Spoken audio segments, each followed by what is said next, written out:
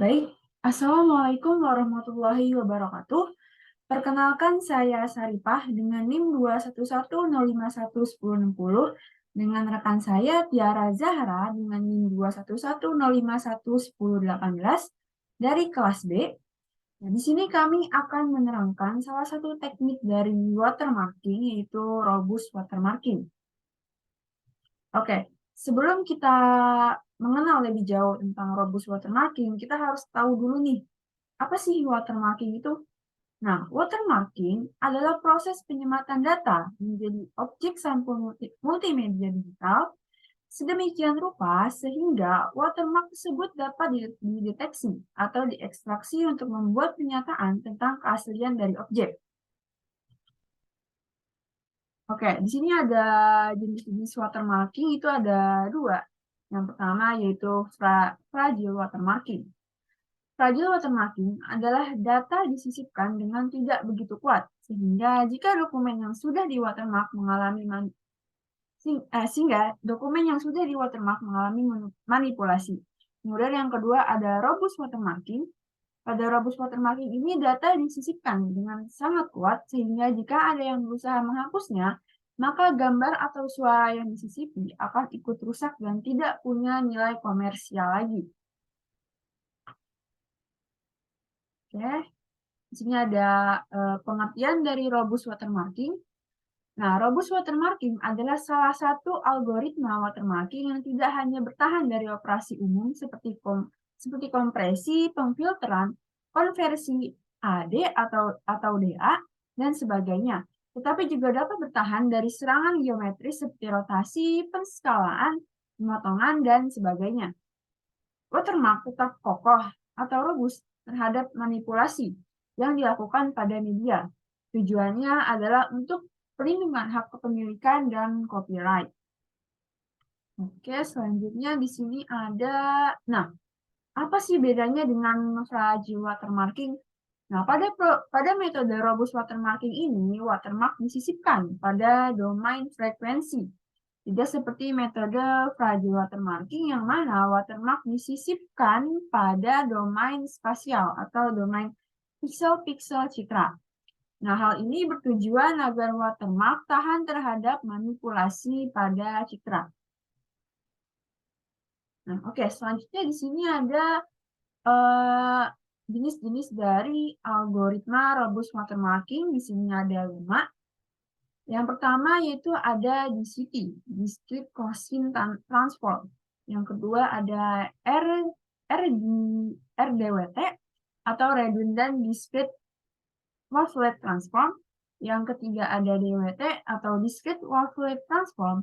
Kemudian yang keempat ada SVD, Singular Value Decomposition. Kemudian yang kelima ada FDCT, yaitu Fast Discrete Curved Transform. Oke, di sini kita masuk ke pembahasan dari jenis-jenis algoritma robust watermarking itu sendiri. Nah, yang pertama yaitu Discrete Gaussian Transform merupakan algoritma yang sering digunakan. Oke, maaf, sebentar.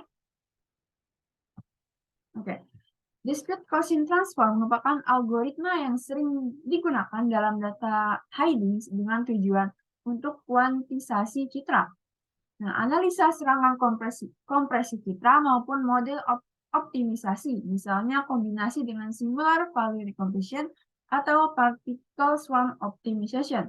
Nah, jadi di situ ini bisa digabung dengan SVD atau dengan TSO. Kemudian di situ sangat tahan terhadap serangan JPEG compression karena termasuk algoritma lossy compression. Secara umum, model DCT dapat diilustrasikan pada inverse-nya persamaan berikut. Jadi di sini ada persamaan-persamaan yang digunakan untuk menentukan discrete Gaussian transform. Oke, selanjutnya algoritma robust watermarking selanjutnya yang kedua yaitu ada redundant discrete wavelet transform. Nah, R atau RDWT ya disebutnya nih. RDWT merupakan modifikasi dari algoritma DWT. Nah, algoritma DWT ini nanti akan dibahas di slide selanjutnya dengan menghilangkan proses downsampling sehingga mengakibatkan redundan pada nilai spasialnya. Karakteristik pergeseran varian DWT yang timbul dari penggunaan downsampling menghasilkan noise yang dapat mengurangi imperceptibility dari citra digital yang sudah disisipi watermark. Sedangkan redundant discrete wavelength transform adalah pergeseran invarian. Pergeseran invarian tetap pada tempatnya, sehingga dapat menghilangkan noise dan tetap menjaga imperceptibility dan robustness terhadap beberapa serangan.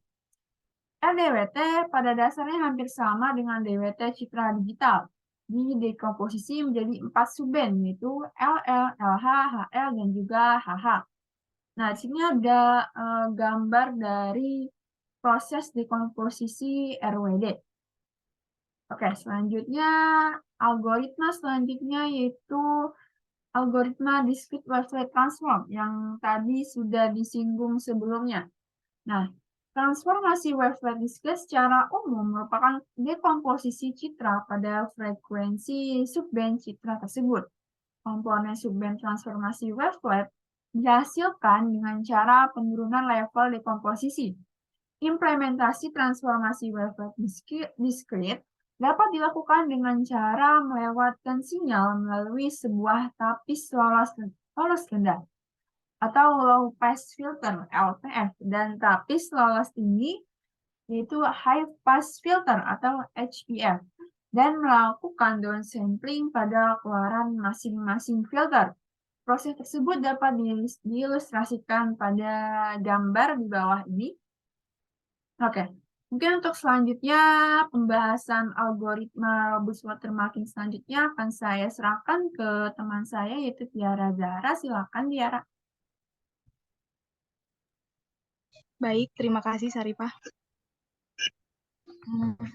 Selanjutnya ada algoritma robust watermarking yaitu singular value decomposition.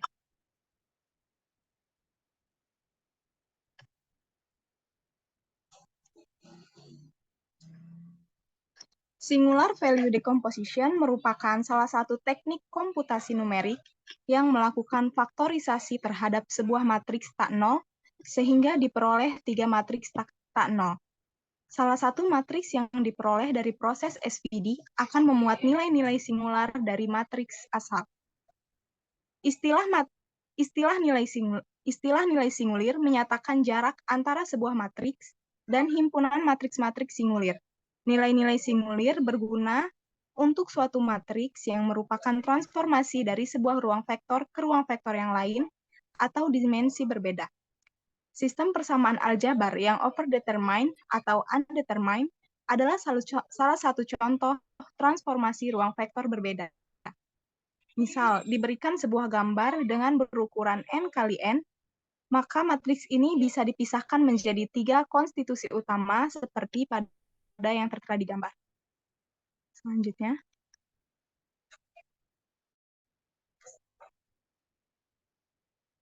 Selanjutnya ada algoritma FDCUT atau Fast Discrete Carplet Transform, di mana algoritma ini digunakan pada suatu citra untuk mendapatkan berbagai subband frekuensi. FDCUT berperan penting pada pengaplikasian image processing seperti mempresentasikan suatu citra menjadi sisi atau sudut. Metode ini mengambil dari Cartesian arrays yang memungkinkan keluaran sebagai kumpulan koefisien sebagai berikut. Selanjutnya, transformasi Carplet dibagi menjadi 2 tipe. Yang pertama ada Unique Space Fast Fourier Transfer atau USFFT based FDCUT dan Frequency Warping based FDCUT. US dan membutuhkan frekuensi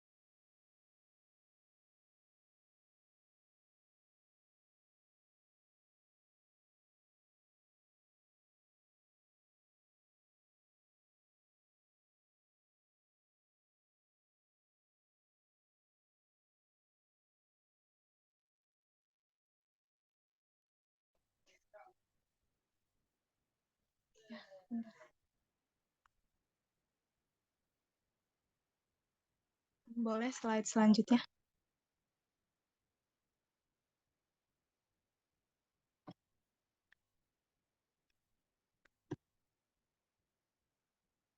Nah, berikut ini salah satu langkah-langkah untuk menggunakan robust watermarking. Pertama-tama, citra ditransformasi dari ranah spasial ke ranah transform atau frekuensi.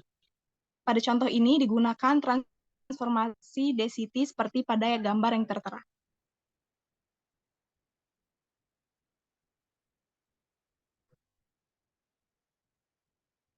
Langkah kedua, setelah dilakukan transformasi, hasil transformasi akan menghasilkan nilai-nilai yang disebut dengan koefisien transformasi.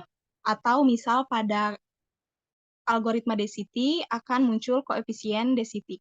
Selanjutnya, bit-bit watermark atau W disembunyikan dengan koefisien transformasi atau V dengan suatu formula di mana V aksen sama dengan V ditambah W.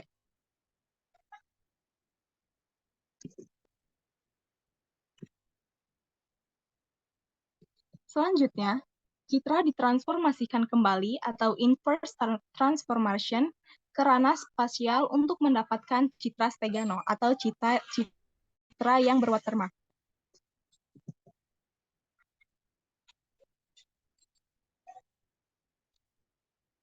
Berikut ini adalah contoh tes ketahanan watermark terhadap manipulasi citra. Manipulasi tersebut seperti kompresi, cropping, editing, resizing, dan lain sebagainya.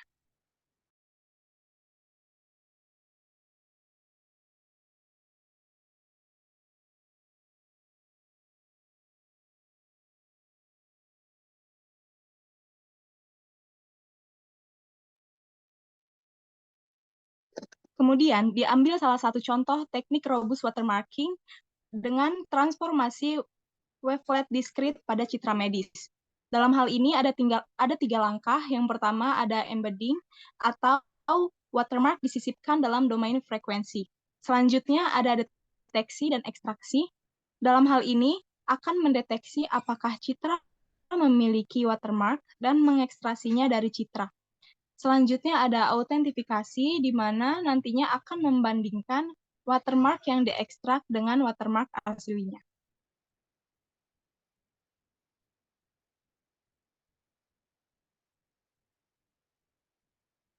Berikut adalah salah satu contoh gambar original serta watermark yang nantinya akan disisipkan terhadap citra medis.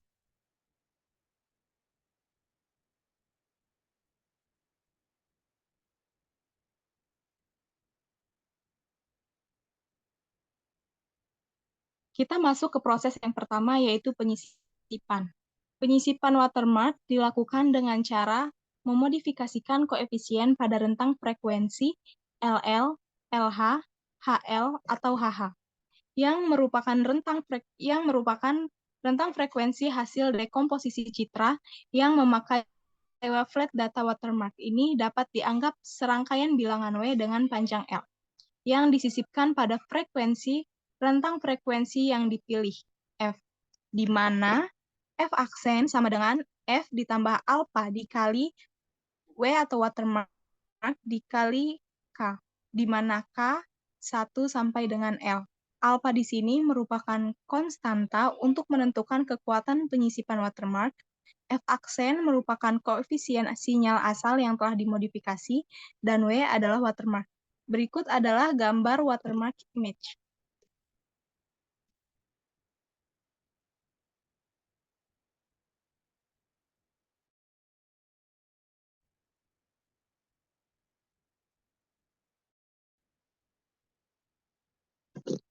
Selanjutnya ada ekstraksi. Adapun langkah-langkah dari ekstraksi ini, yang pertama, citra yang berwatermark akan didekomposisi dalam 2 tingkat DWT. Selanjutnya, akan dipilih koefisien citra yang berwatermark dan rentang frekuensi LH dan HL, yaitu LHF dan HLF. Selanjutnya, akan dicari koefisien citra dari citra host dari rentang frekuensi LH dan HL, yaitu LHF dan HLF4.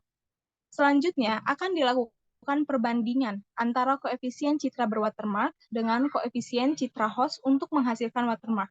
Kemudian menjalankan inverse DWT untuk membentuk citra watermark.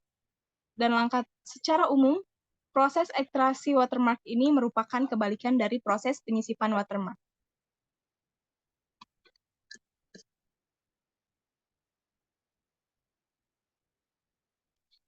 Sekian dari kelompok kami, kurang lebihnya mohon maaf.